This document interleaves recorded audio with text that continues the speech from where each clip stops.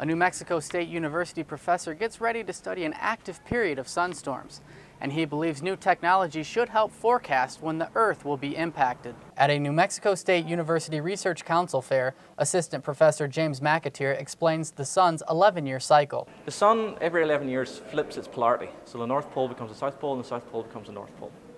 Every 11 years, it flips, and then 11 years later, it flips back.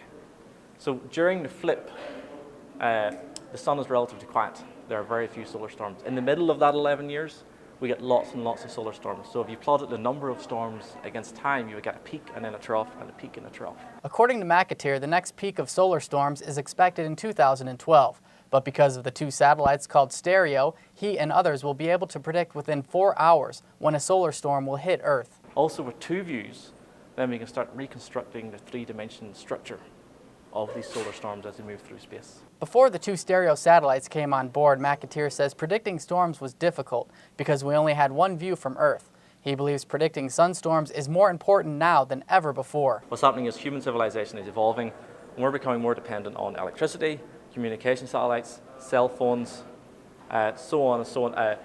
Airplane flights, we're putting astronauts into space.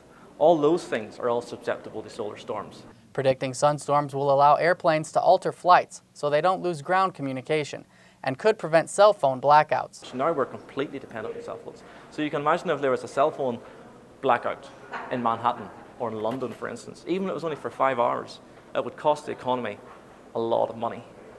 So if you know something's going to happen, the satellite companies, they will just turn down their satellites, put them into safe mode, reroute the cell phones to go off some other satellites, just for a number of hours, and then once it passes, they'll turn them back on again. At least that is the plan for now. For KRWG, I'm Jared Andersen.